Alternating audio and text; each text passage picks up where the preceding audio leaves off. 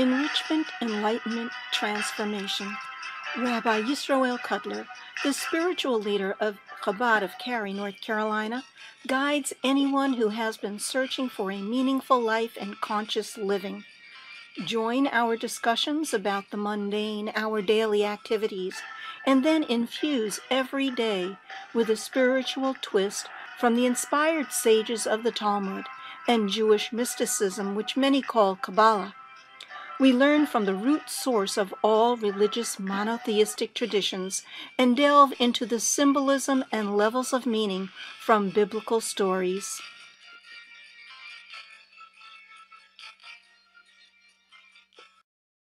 Good morning.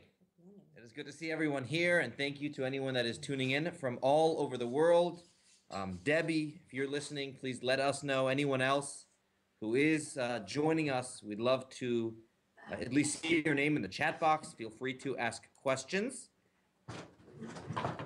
We are on page 226, and we didn't do the blessings yet on the study of Torah, so let's do those together. Baruch atah Adonai Eloheinu melech haolam asher kiddushanu b'mitzvotav v'tzivanu al divrei Torah.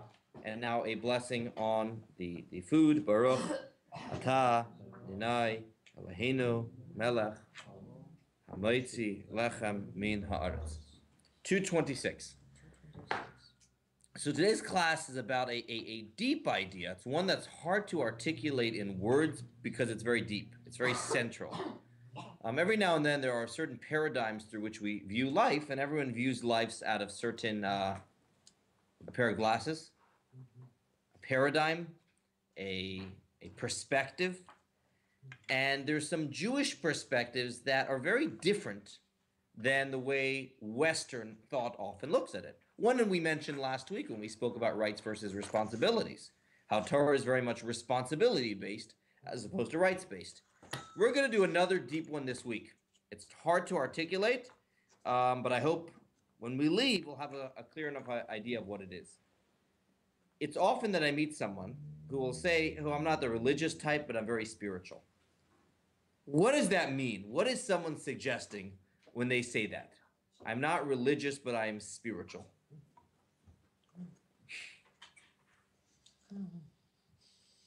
What does that mean?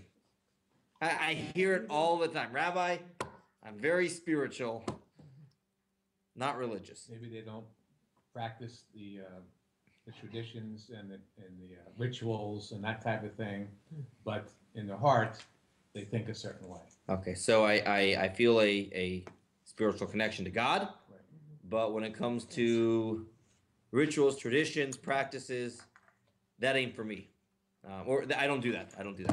Hal, what are you going to suggest? Well, if you have enough word, you can talk to Tina. So you should know. So expound on that for a moment.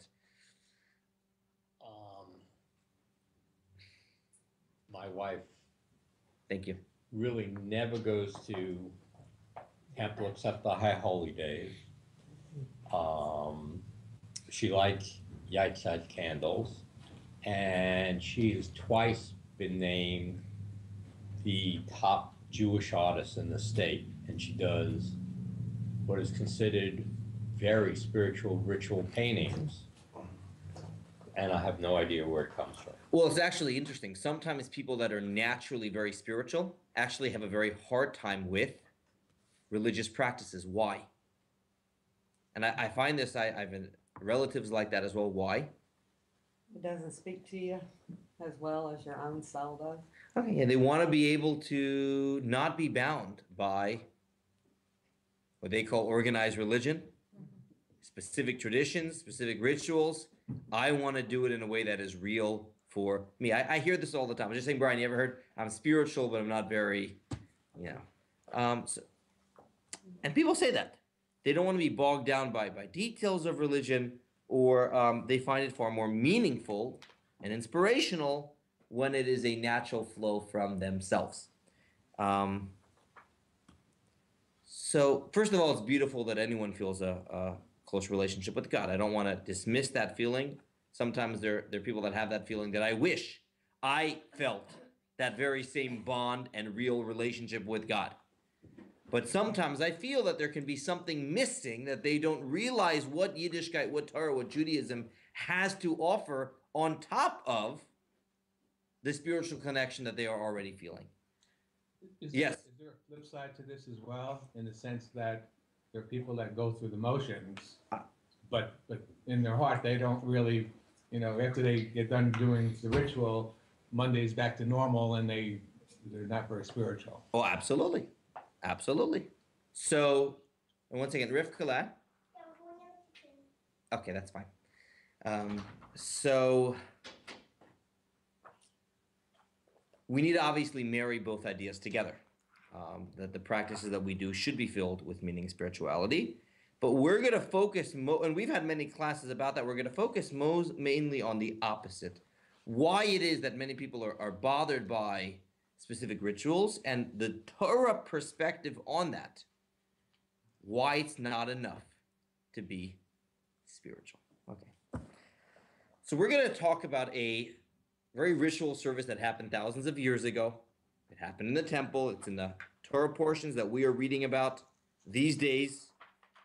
They're difficult portions because they're all about the sacrifices, the offerings, the very stuff that the priests would do in the ancient temple. And the beginning of last week's Torah portion, we're doing last week's class today, begins as follows, 226. Anne, why don't you begin? And God spoke to Moses, saying, Command Aaron and his sons, saying, This is the law of the burnt offering. That is the burnt offering which burns on the altar all night until morning, and the fire of the altar shall burn with it. And the Kohen shall don his linen tunic, and he shall don his linen trousers on his flesh.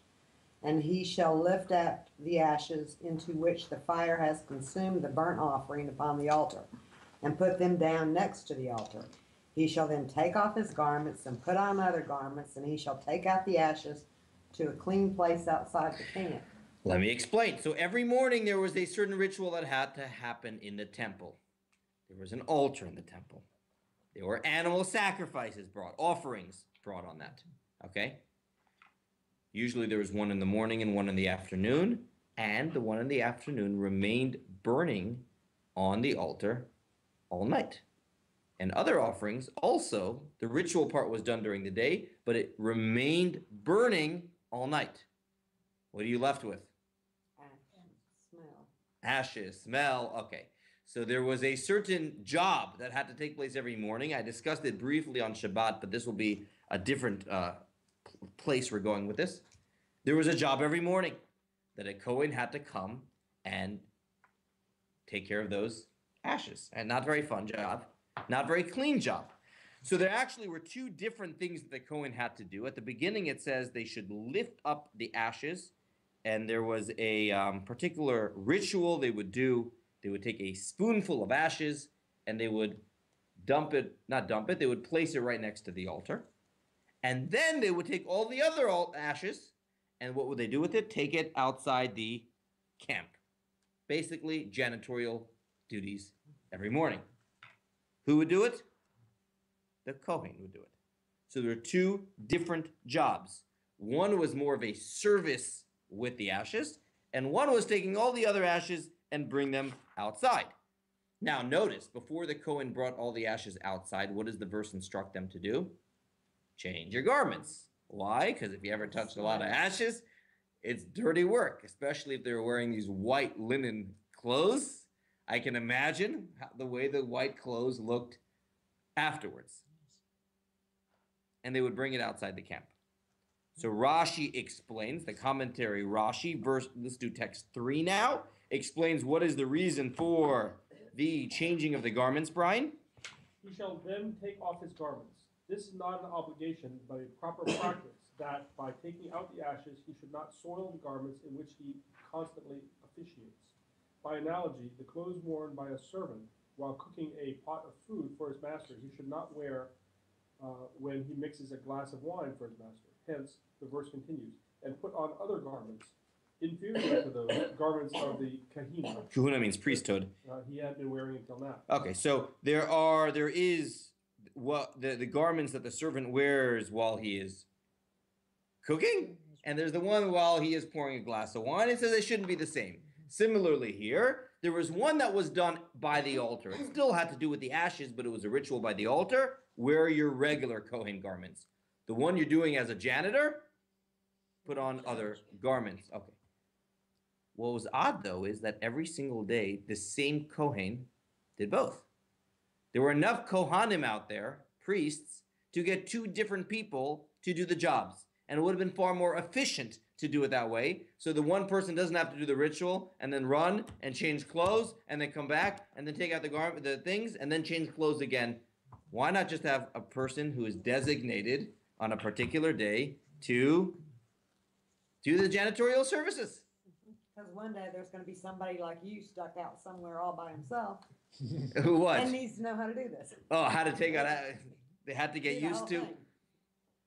So how designated people do it, but it's meaning Rashi here says the servant who does A shouldn't wear the same thing as the one who does B. But why shouldn't there be different servants? One is the cook and one is the janitor. Here it was that the Kohen had to do both. The person who was given the more prestigious position of the ritual with the ashes also had to be the individual doing it. And what is interesting is, and I'll take comments in a moment, is text 4 says that the janitorial job actually at the beginning wasn't even specifically given out. It was sort of anyone that wanted to do it would do it. Barbara, read text 4. This is a little history. Originally, anyone who wished to remove the ashes from the altar did so. If there were many, they would run around the ramp of the altar, and whoever was the first to come within 4 cubits obtained the privilege. It once happened that 2 were even as they ran to mount the ramp. One of them pushed his fellow, who fell and broke his leg. When the court saw that they incurred danger, they ordained that the altar be cleaned only through a lottery to select the priest to perform the service. This is an odd kind of picture to imagine a bunch of Kohanim in this solemn temple all running up. There was no stairs. There was a ramp, and in their excitement, one pushes the other one off, and they said, the enthusiasm is nice, but we can't have this going on over here. They were sued. No.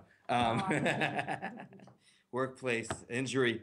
In any event, it's very odd that not only was this something done, but people were running to do it. So just stopping here right now, what are your thoughts on why it was important?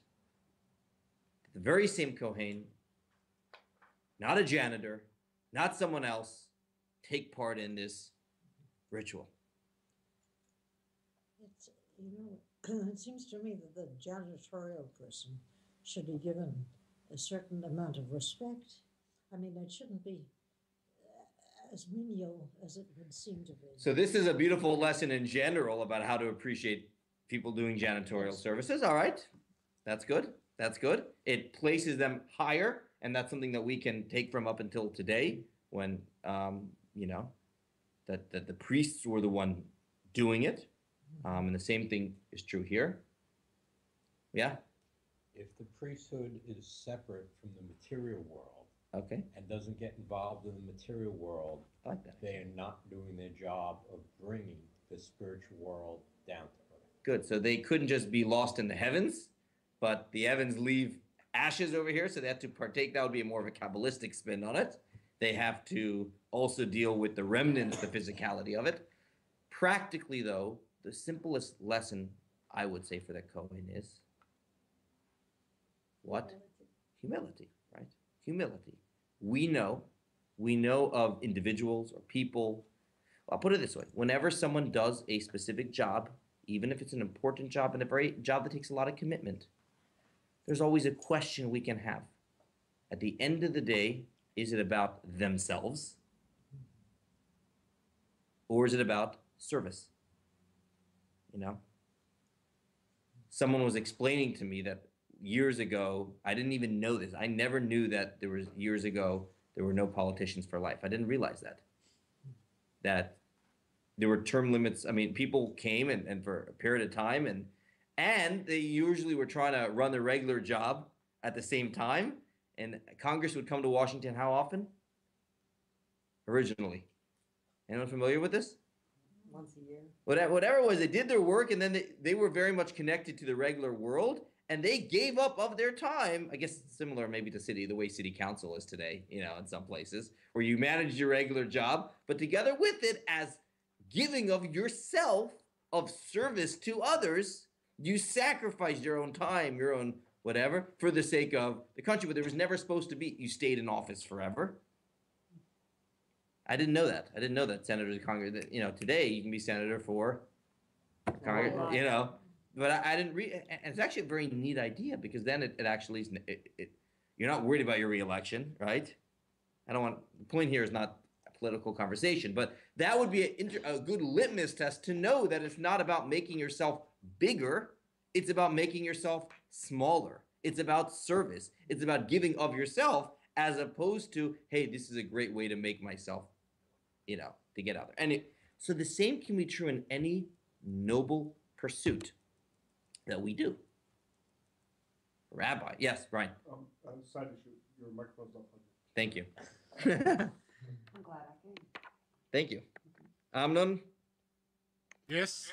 Okay, it wasn't plugged in, but there wasn't much discussion around the room, so it's Yeah, probably I know. okay. I've been raising it and lowering the. Thank you. Thank you, Brian. Thank you. Sorry about that.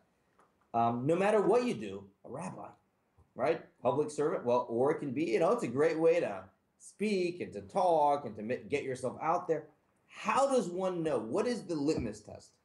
How do we know when we are doing a particular endeavor, whether it's about you or it's about service? Or you might say it's not important. Is it important? Is it important that it's not about making you bigger? It's about the cause. I would think generally it's important. It gets complicated when you get on a really large stage, like on the national stage. You have to make yourself bigger in order to be successful. Sure. Yeah. And so that's where it gets trickier. Right. And especially the way the system is today. I mean, the only way to become, if you talk about a president, I mean, you have to be talking about yourself and make yourself really, really big. So that would be that. But it's that's not always so good. Is the purpose even doing that the I-ness, or that you were doing it for, as opposed to doing it for? Yeah, well, the patriot says that he or she is doing it in order to have a larger influence to to better the. And certainly in biblical stories, leaders always didn't want the job, and they were called, and they resisted at the beginning, and so that is true when it comes to leadership. Here we're going to talk about relationships with others, and most specifically relationships with God. Okay, even in our relationships with God, all right. A lot of times we all use this word, meaningful, inspirational, uplifting, okay? These are important words. However, at the end of the day, Judaism will say, what is the purpose of Yiddishkeit, of Judaism, of Torah? Pam, what is it? To serve God. Okay, yeah. Ultimately, it's to serve God. It is how can I fulfill my mission best in the world? Mm-hmm. How can I serve God best in the world? How can I do what is needed of me the best in the world? Now, of course, that should be inspirational. Of course, that should be meaningful. But if it is about a meaningful experience, put it this way: if you poll an average person, I wouldn't be surprised if you ask them what is the purpose of religion. They might say to have, spiritual experiences and to spiritual experiences. Do good. Okay, do good. Be part of something. Judaism will say it's about service to God. And as such, in the temple, a place where there were Kohanim doing their work, it was awfully important for them to always have the reminders that ultimately this is about service of God. And you know what? One of the ways you serve God here is by doing what? Take out the trash. Take out the trash. It might be that the president doesn't usually take out the trash in the White House, right? There are other people. But there was something very important about the Kohen taking out the trash. Because it was never about you in the first place, and it's about what's meaningful to God. And guess what? In the Torah it says, this is one of your ways you serve God. And guess what? Is there really a difference between something that feels, seems, appears very inspiring versus something that seems very lowly if God said do both of them? So let's go a little bit further. Yes. Yeah, some questions. All right. I went on long enough. Pam, then Brian. What's the litmus test? You said there's The before you litmus said, test is is- it important? You said what's the yeah. Oh, all right. So I guess the first I asked, is it important? The litmus test would be, how willing are we able? How willing are we to do those things that aren't very meaningful to us to get the job done? How willing are we to do those things where we are not even in the limelight? We are not even in the center stage to get the job done. If it is about the cause, Pam, if it is about the cause, it makes no difference what is needed of me to get that job done. And if it is about the cause, it's not even important that is it that it should be done, or is it that I should be the one getting it done? So these are subtle ideas, but we're going to develop this theme further as the class goes on. Yeah, Brian. Yeah, so I object a little bit. Good. We We want that. when saying that this particular commandment, which is important, Correct. it's direct, it's clear on what to do, is, I think you were suggesting, is really equal to other commandments. And this one is more, it needs to be done. Whereas things like teach these words to your children are pretty important. So, this is, we have housekeeping to do it. Right. But would you agree that a Kohen who would not do this, it would be reflective on the fact that he's missing something basic? Sure. Yeah, I get that. I just don't accept the equality of all mitzvot. Yeah, okay. But we don't. But I also believe that sometimes we don't know which mitzvah. But you are correct. Even over here. Okay, let's go further. But I hear what you said. Let's do text 5. And the Rebbe here talks about a mitzvah. And one of the problems we have when we talk about spirituality, all of us, is that we imagine in our minds, everybody, you know what, I'm trying to get close to God. So I'm like a physical person over here, and God is like really, really spiritual. So like the more I strip myself of like physicality, that must be the closer I am to God. What is the problem with that model? The same way God is not physical, God is not spiritual. I'll say that again. The same way God is not physical, God has no descriptions. Okay. It's infinite. Is 100 any closer to infinity than 5? Okay. So the notion that if I want to get really, really close to God, if I went to the Himalayas and I were to live a life where I really, abstained from a lot of physical pleasures and spent my day meditating, I couldn't do that. But if I did that, I would be really close to God. That is the way I would typically think. Torah will argue and say, at the end of the day, there's a gulf that divides finite people from infinite God. And there's only one way to bridge that gulf, and that is? Bring the holiness down. On whose terms?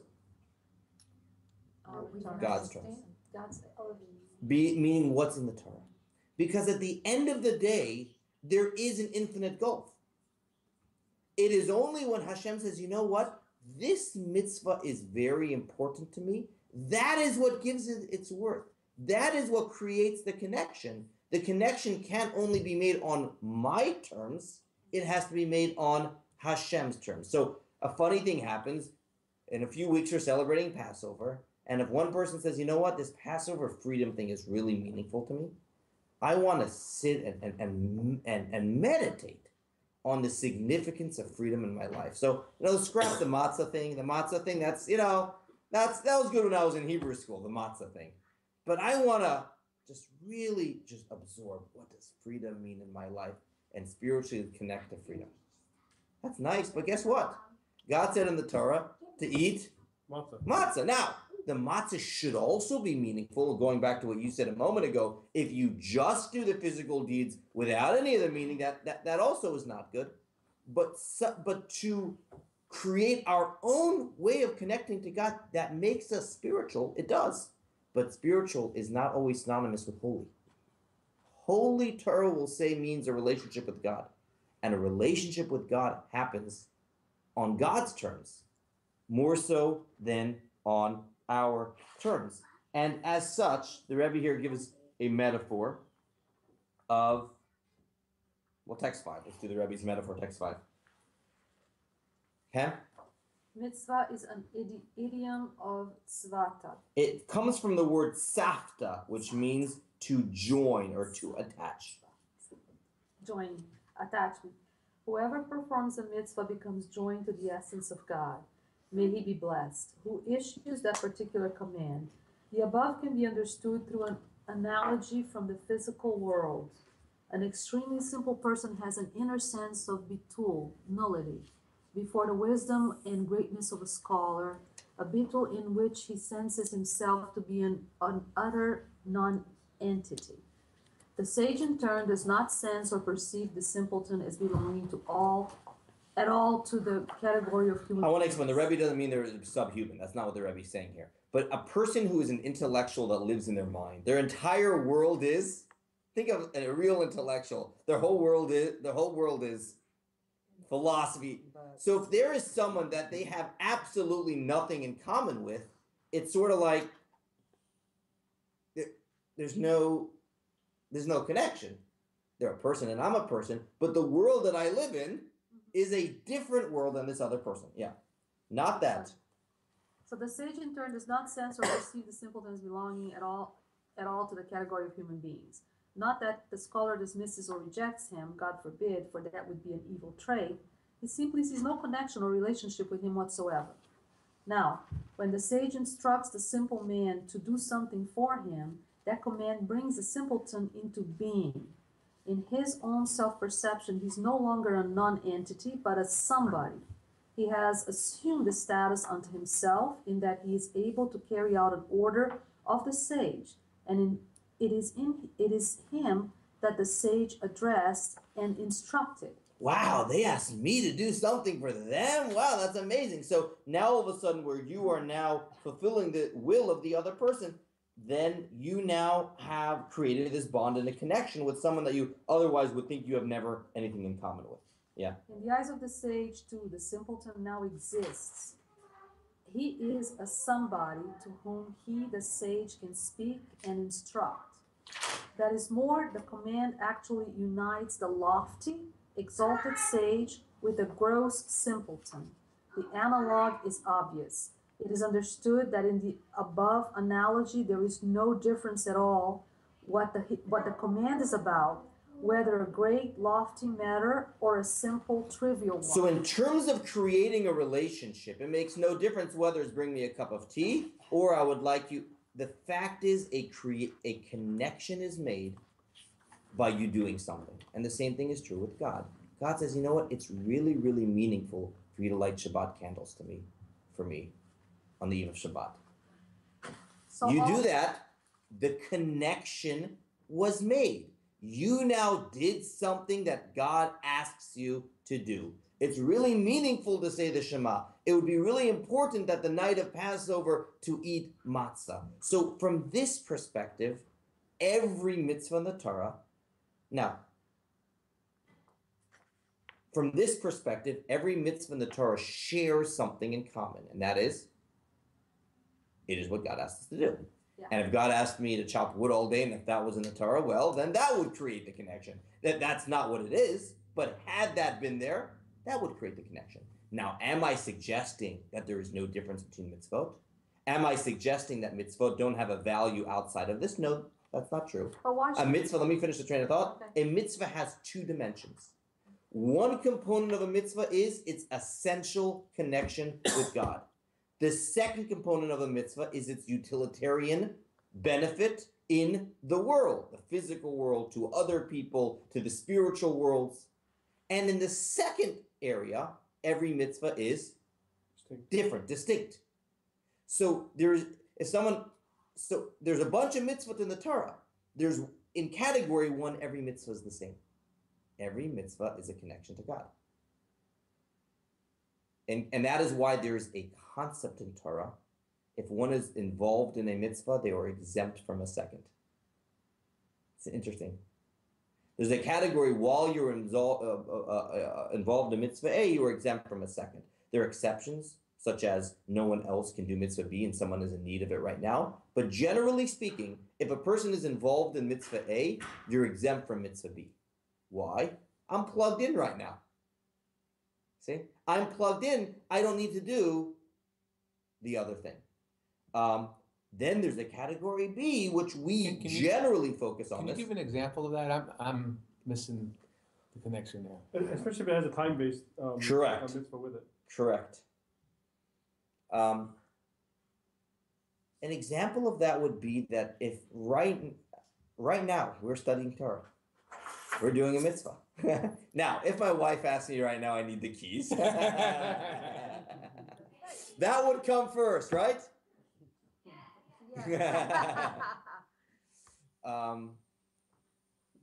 Right now we're here studying Torah. And right now we're plugged into Hashem because we're involved in the divine act of studying Torah. And if there was another good deed that needed to be done right now, it's not like we are busy doing this, so that we're not busy doing this. We're connecting to God. We don't need to be doing the other thing right now. We don't need to be doing the other thing right now. Now, there are some exceptions in Torah where there's no one else to be doing the other deed right now. But generally speaking, if there's a nice mitzvah, a nice good deed to be done right now, it's not just that we're busy doing this. We don't have to. We're not supposed to. We are already plugged in. There's no need to disconnect to plug into something else. That would be what that would mean. And it's true of many mitzvot. And sometimes we have what's called FOMO, fear of missing out. You're involved in one thing and you want to run, oh, there's something else going on. No, right now you're plugged in. There's nothing else that's even existing. So the Rebbe writes in text 6, this is not the Rebbe actually, this is the first Chabad Rebbe. He writes that there are two aspects of a mitzvah, an important text. Where are we up to in the reading? Yeah. For in mitzvah there are two aspects. The first is mitzvah itself. Text 6. Through its observance, a flow of supernal energy and an unification is affected by the etrog of the shofar. He gives an example of the shofar in Rosh Hashanah. That is the mitzvah of the day. The very fact that you blow the shofar, listen to the shofar in Rosh Hashanah, that is the mitzvah. Okay. This cannot be considered a totally differential act of divine service, since there is a reason for it. In this sense, it works mechanistically, like a medical cure or a remedy. Okay. However, the second aspect is called King's command, and it is without reason. Even if it had no such supernal effect, it nevertheless is to be fulfilled as thought we had been commanded to chop trees by way of example. So the first component of a mitzvah is what's specific to it. So let's say shofar, for example. What does shofar do? What does it do? It reminds us it wakes us up from our spiritual slumber. It reminds us of returning to God. It's an alarm clock. In Kabbalah, it discusses how Rosh Hashanah, there's a new flow of energy that comes down to the world, and the shofar helps elicit that. There are a lot of things we can say shofar does physically, practically, spiritually that are unique to shofar. And certainly when it comes to tzedakah, let's take an example that we understand better. Tzedakah, we give charity. We understand how the poor person is helped, or we understand how the organization is helped. We understand how I become a more giving person. We understand how the world is now elevated to a holier place. And those components are unique to tzedakah. But in addition to that, there's also the second component. This is what Hashem told us to do.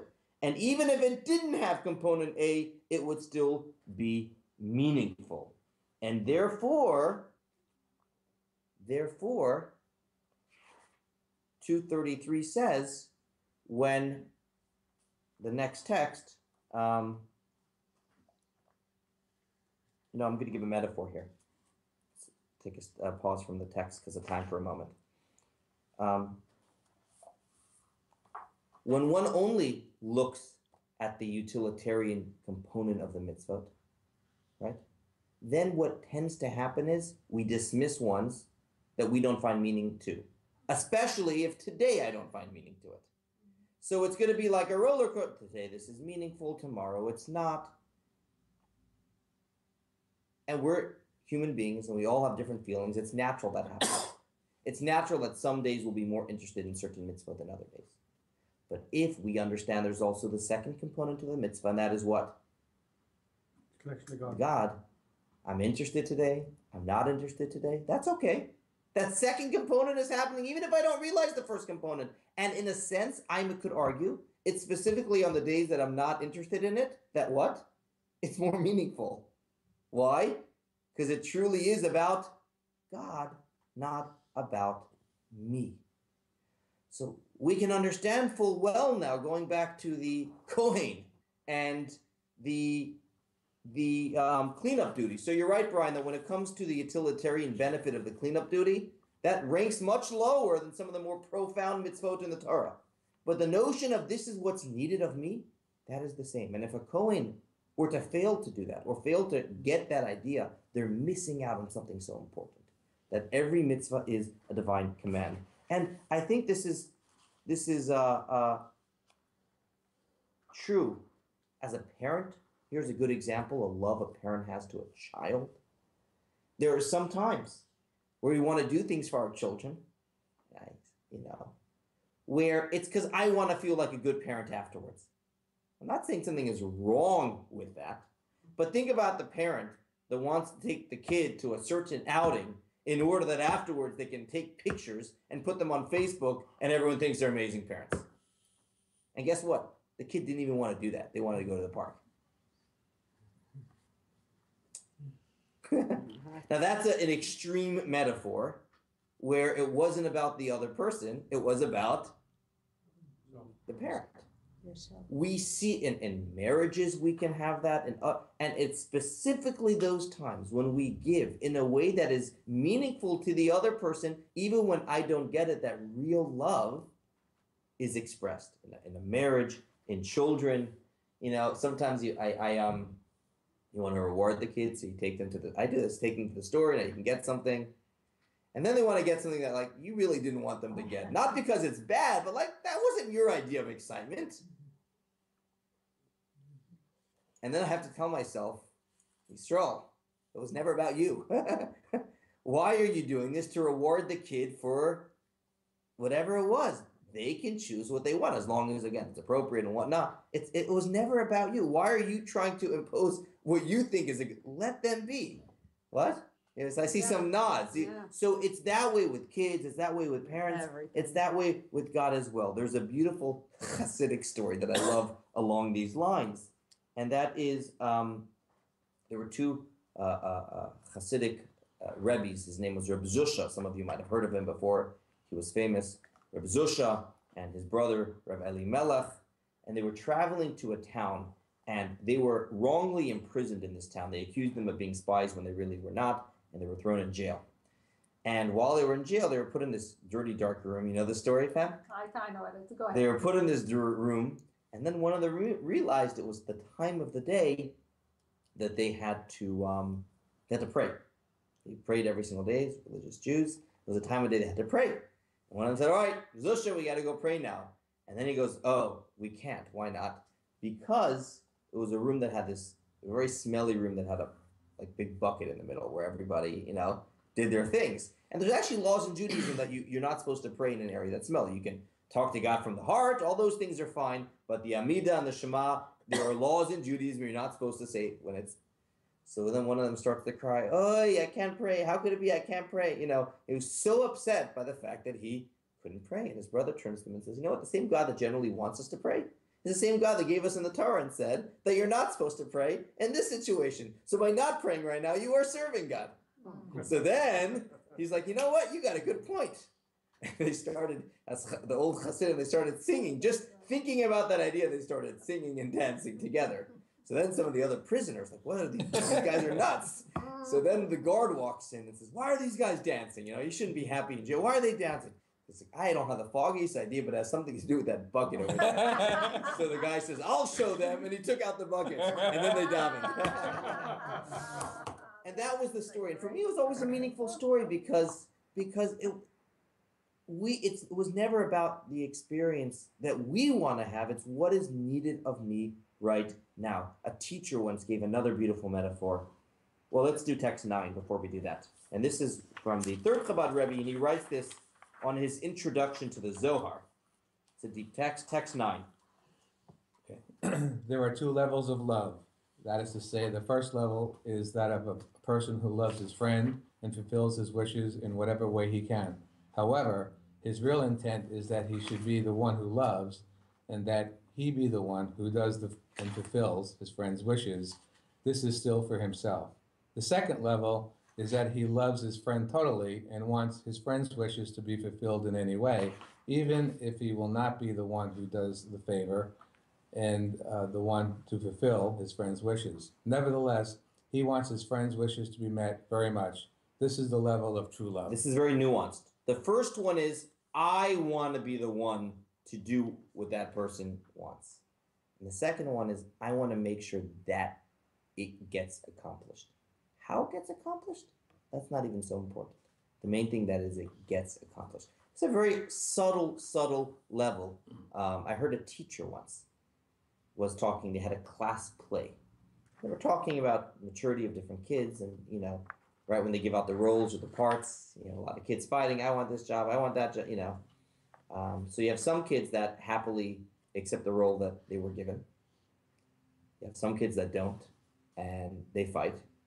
And then the teacher said, one kid from the beginning just went up to the teacher and said, "Hey, whatever role you think I'm best for, just let me know." And they were amazed at the maturity of that child from such a young age.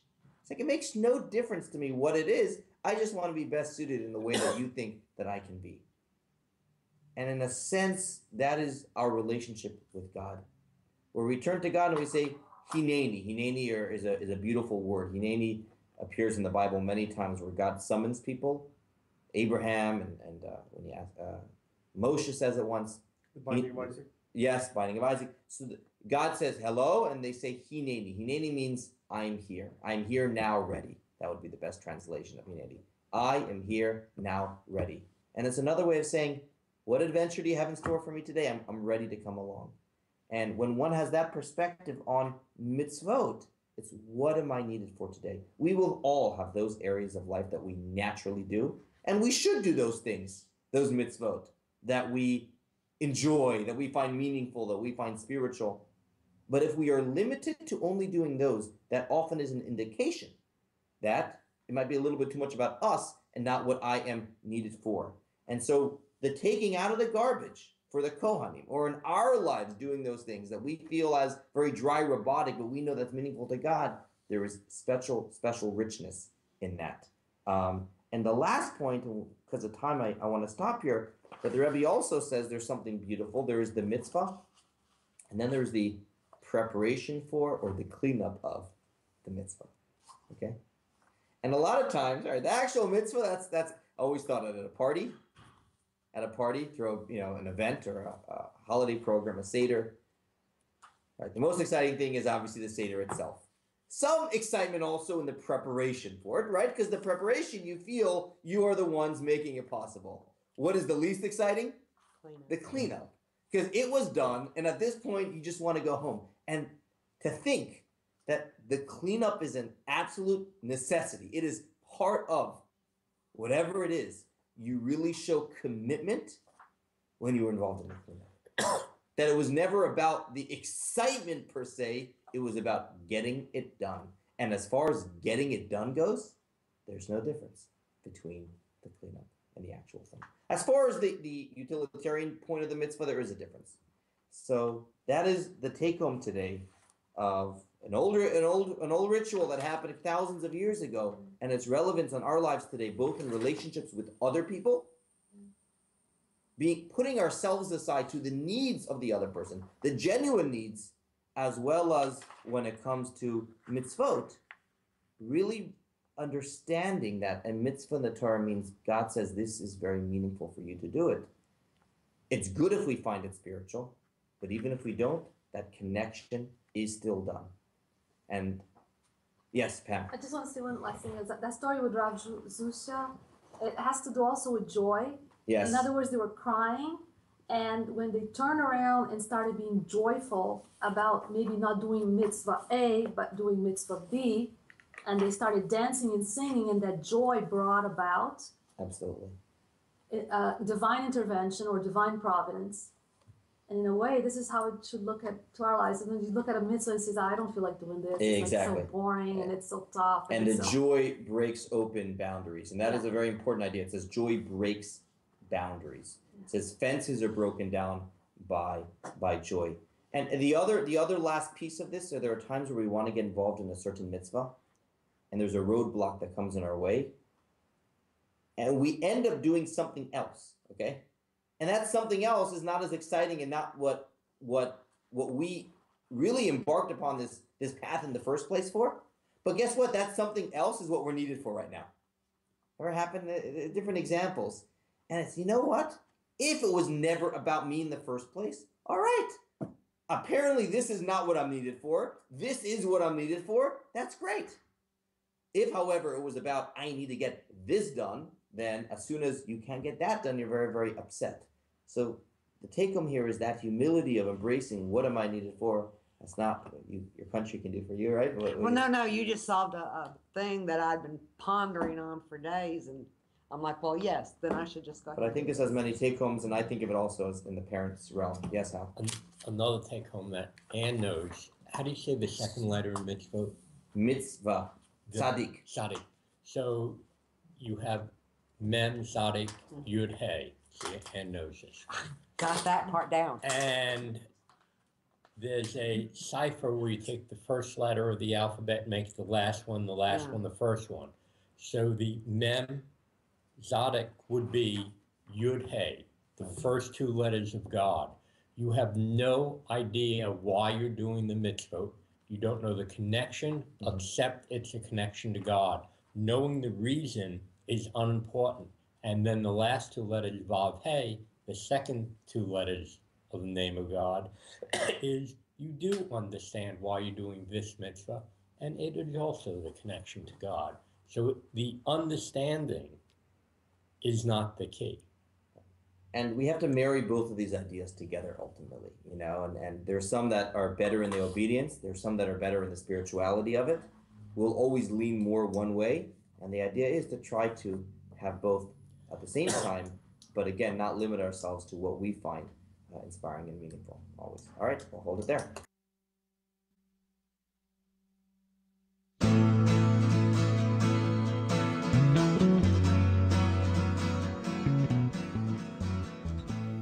You're tuned to the Nissan Communications Network.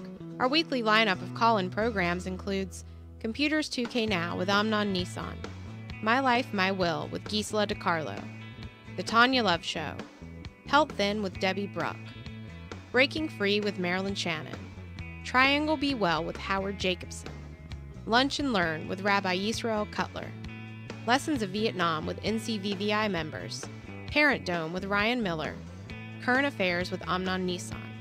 And if you tuned in too late, you can always watch each program in its entirety or download an MP3 audio file of it in the archives section on nissancommunications.com.